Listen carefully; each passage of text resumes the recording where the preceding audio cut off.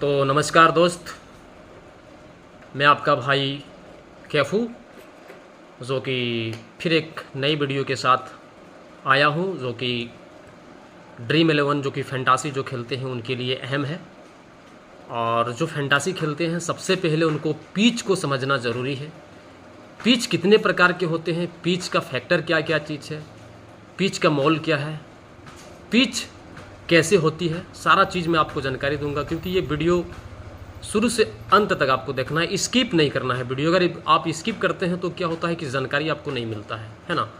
तो आपको जानकारी लेने के लिए आपको पूरी वीडियो आपको देखना ज़रूरी है। क्योंकि पिच जो होते हैं, क्रिकेट का जो पिच होते हैं कितने प्रकार के होती है, जानिए इस जुड़ी हर ज़रूरी बात है ना। तो आइए मैं आपको विस्तार से आपको समझाता हूँ कि पिच जो होता है कितने प्रकार की होती है। क्रिकेट खेलने के लिए सबसे अहम चीज़ मैदान और पिच होती है ना।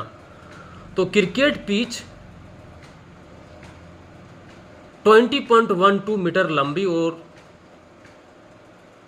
चौड़ाई जो होती है वो 3.05 मीटर की चौड़ाई होती है।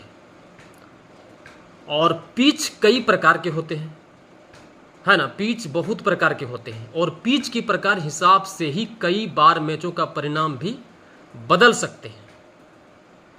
परिणाम जो बदला जाता है वो पिच के नियम से, मैच खास करके, खास तौर पर जो टेस्ट क्रिकेट में एक आदर्श पिच का होना काफ़ी ज़रूरी है। आइए जानते हैं पिच के प्रकार और इससे जुड़ी हर अहम बातें, है ना।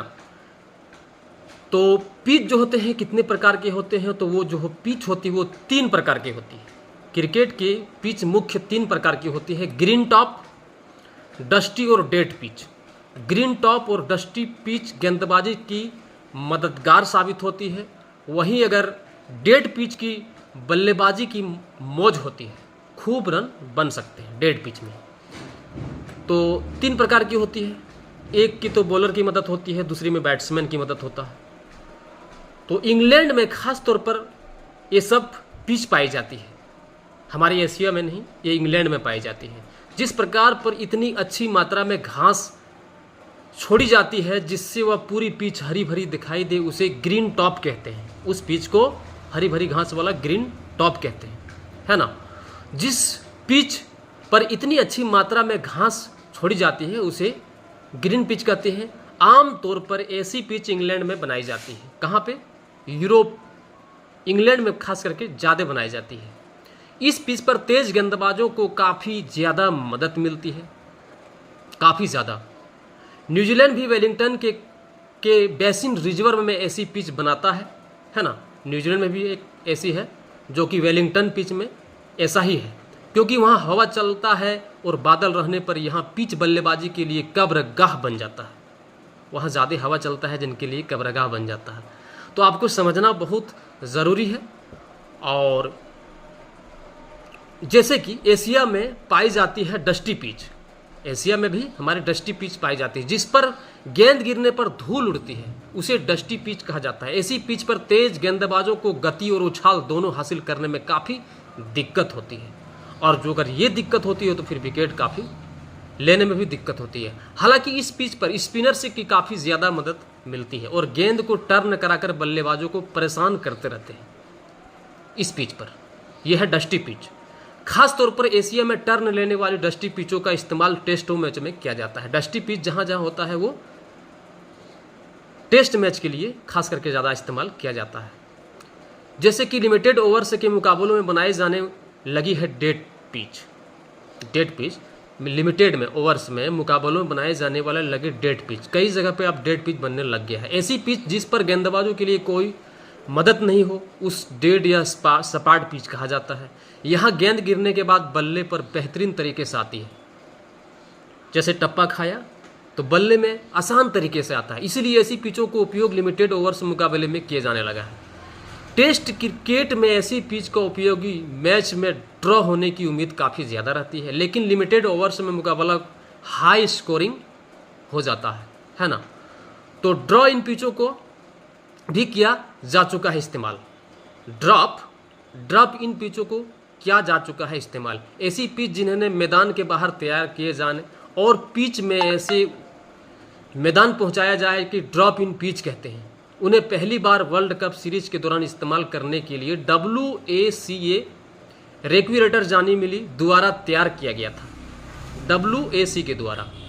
जैसे कि मान लो मेलबर्न क्रिकेट ग्राउंड और न्यूजीलैंड वैक्सीलैंड में इन पिचों का इस्तेमाल मुख्य रूप से किया जाता है, खास करके मुख्य रूप से किया जाता है। कहाँ कहाँ पे? मेलबर्न और न्यूजीलैंड पे, है ना। तो 2005 में गाबा ने इनके इस्तेमाल से इनकार कर दिया था। टेस्ट मैचों के लिए कैसी होनी चाहिए आदर्श पिच, वो सारा चीज़ आपको जानकारी देती रहती है ये हमारे चैनल, और मैं हर एक वीडियो के साथ लाऊं। खास करके अगर ये चीज़ अगर आपके जानकारी होती है तो ड्रीम 11 में आपको खास करके कोई दिक्कत नहीं, आसान से आप टीम बना सकते हैं और बड़े से बड़े ऑफर अपना पैकेट में डाल सकते हैं, है ना। तो हर इंटरनेशनल मैच के बाद आईसीसी का रेफरी पिच को रेटिंग देता है। औसत से नीचे खराब या अनफिट रेटिंग पाने वाली पिचों का डेमेरिट पॉइंट दिया जाता है, डेमेरिट पॉइंट दिया जाता है। 5 साल की अवधि में 5 पॉइंट पाने वाला मैदान 12 महीने के लिए इंटरनेशनल मैचों की मेजबानी का अधिकार छीन लिया जाता है। तो ऐसे पिच आपको बराबर रहने के लिए आपको नहीं दिया जाता है, ये आपको आईसीसी छीन लेता है। और हर पिच का नियम आपको समझना अहम है और समझना भी ज़रूरी है, क्योंकि पिच कितने प्रकार के हैं, 3 प्रकार, सारा आपको एक एक सिस्टम से मैंने आपको बताया। और हर पिच का कंपेयर करना ये बिल्कुल गलत है।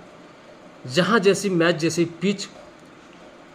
पिच का पूरा सर्टिफाइड कर लीजिए और पूरी उसकी अहम को जान लीजिए, फिर आप अपने ड्रीम 11 को टीम बनाएं और बड़े से बड़े ऑफर को आप ला सकते हैं। कौन सी पिचों में किसे मदद मिलने वाले हैं, dead pitch, dust pitch, dead pitch, है ना। तो ये तीनों पिचों तीनों फॉर्मेट में काम आते हैं। जैसे कि डेड पिच हुए, सपाट पिच जो होती है वो बिल्कुल बैट्समैन के लिए अच्छी होती है, क्योंकि बॉल जो टप्पा करने के बाद सीधे बल्ले पे आता है, और वो हाफ वाली पिच जैसे कि चाहे तो ड्राइव कर सकता है, कोण लगा के अगर बैटिंग करे तो भी कर सकता है, हुक करना चाहे तो अभी वो अच्छी हुक कर सकते हैं। मतलब सपाट पिचों में जैसी मन चाहे बैटिंग बैट्समैन कर सकते हैं। तो ऐसे हर एक वीडियो में लेके आऊँगा और पूरी जानकारी आपको दिया जाएगा। आप अगर हमारे चैनल को सब्सक्राइब नहीं किए हैं तो सब्सक्राइब कर लीजिए, AHF कैफू, जो कि जैसे वीडियो आप तक पहुंचाएंगे, जैसे नोटिफिकेशन आपको मिलता रहे और आप वीडियो का